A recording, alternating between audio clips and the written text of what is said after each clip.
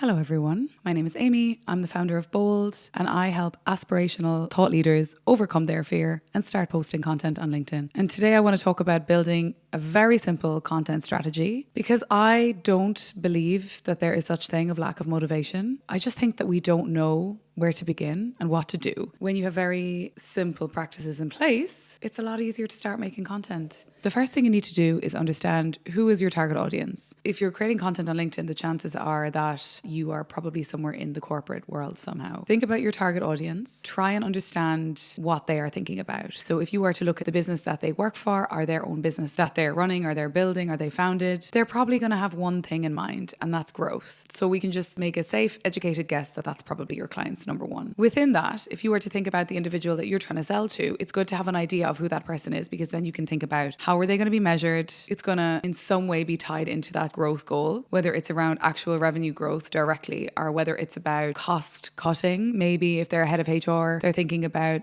reducing sick leave or reducing turnover, because we all know those things cost businesses a lot of money. If you can speak to your target person, the KPIs that they are probably working towards, therefore the problems that they might be coming up against to try and achieve those KPIs, then you're in a really good position. And if you can create meaningful content, nuggets of wisdom, valuable, insightful content, it doesn't have to be long, it doesn't have to be complicated. If you can create nuggets of insights that speaks directly to that person's problem or pain point, that is then allowing them to attach value to you as a thought leader. And inevitably, if you're building a business or you're looking for future work opportunities, they're either going to buy from you or they're going to consider you as someone to work for their business. So building a content strategy for LinkedIn, where do we start? If you want to use my Bold framework, it's in the comments. Look at the problems. There's going to be at least 2 to 3 problems you can guess. You can ask ChatGPT or Gemini, what are the 3 things that heads of HR are thinking about right now? You can quite easily figure that out. Understand your goals. What do you want out of LinkedIn? Do you want future career opportunities? Do you want to be seen as a thought leader and that alone?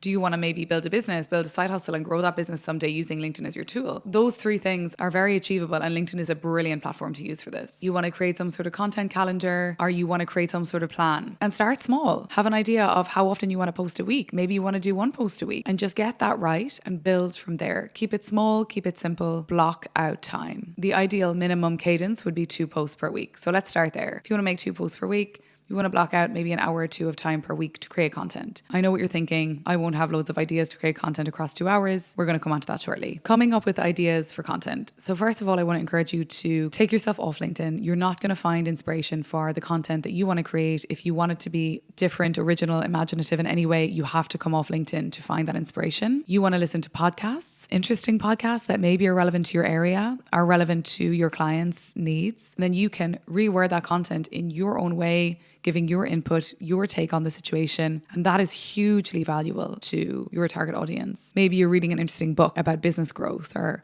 something that you're finding nuggets of information in. I want you to now move through the world as a storyteller.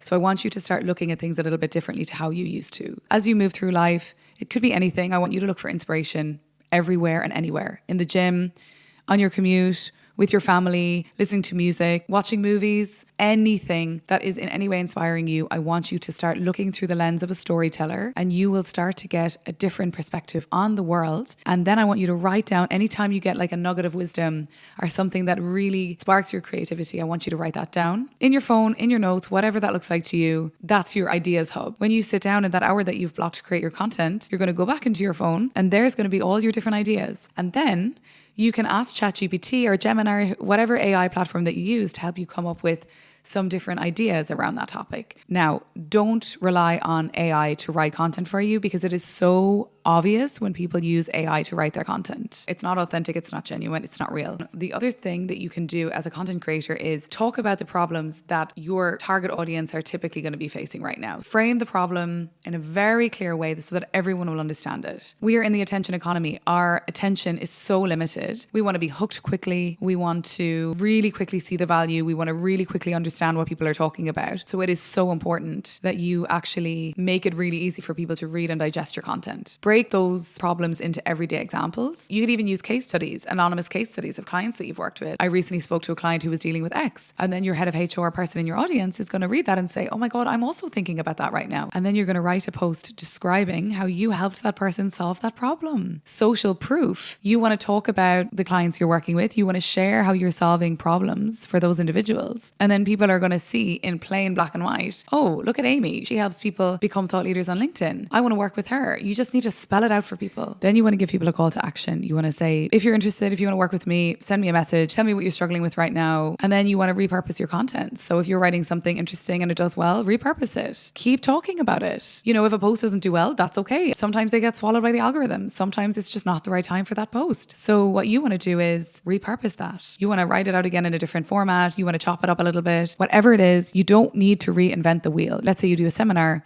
You can use some of those slides to repurpose content. You can create infographics on Canva.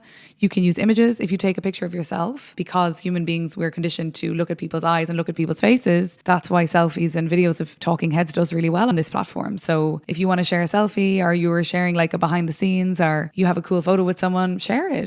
LinkedIn wants you to create content around 3 pillars. So that is personal, business, and reactive. So business is obviously anything to do with the business that you're in. Personal is something personal that you've learned along the way. People also love 0 to hero stories, whether it's with your clients or whether it's you as an individual. I started here, now I'm here. People love that content. And reactive is reacting to something that's in the culture, in the news. If it's in any way relevant to you or your target audience, you want to be weighing in on it. Some other content ideas, success stories. Maybe it was a success story about you. You want to share blogs. Maybe you want to have a LinkedIn newsletter. I mean, you don't need to overcomplicate it, but I do encourage you to experiment with your content. Maybe do a poll. They always do well. If you highlight something that's very relevant, that maybe people in your network also want the answers. So you create a poll, ask a question, give 3 options, and then you can talk about that as content, as another post. If you have client testimonials or you got a nice review, you want to talk about that too. You really want to be showing the world how you're solving your clients' problems and how satisfied they are with you. And yeah, for some people, it feels really hard to promote ourselves and to talk about the good things that we're doing. And it feels very like, you know, self-promoting, and there's nothing wrong with that. It's great. And if it's going to help someone else and get you some clients, then amazing. You want to create content that's original, as Scott Galloway says, when they zig, you zag. Again, outside of the algorithm. That's not what everyone else is talking about. I'm so sick of hearing the same topics talked about over and over again on LinkedIn, and everyone has the same opinion about them. Come in with a different, fresh perspective. Allow yourself to build that creative muscle by, again, listening to interesting music. Maybe you want to look at spoken word. Maybe you want to follow some interesting authors. Like for me, I love Malcolm Gladwell. I love Scott Galloway. I love Elizabeth Gilbert. Even though they don't necessarily seem that relevant to what I'm doing, they give me so much creative inspiration, and I take that into my everyday work. You want to be inspired by other people. You don't want to steal people's work, but you want to let them inspire you. So if someone creates something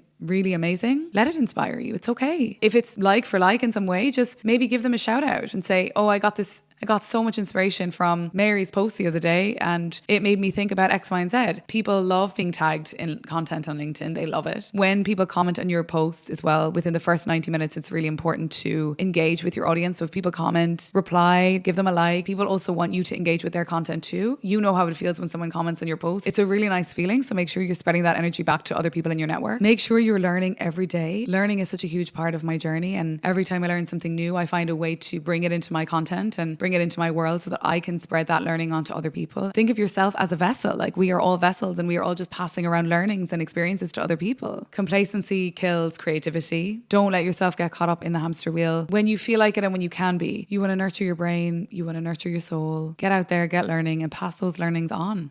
I don't like being salesy in any way, but I always say to people, make the garden beautiful, and then people will want to visit. So if you're out here creating value, building a community of people that like you and trust you and are bought into what you're saying, it's only a matter of time before they buy something that you're offering because they like you. I never go out and directly sell on any platform. I just share insights. I share value in my content. People contact me, but that took a lot of work and it took time to build up. So focus now. Maybe you don't want to set up a business for another 5 years. Start now. Make the garden beautiful. Start to build your community. What you might talk about now might be different in 3-5 years. Make yourself a thought leader. Make yourself a person that people follow and that people look to for insights and inspiration, and the opportunities will unfold.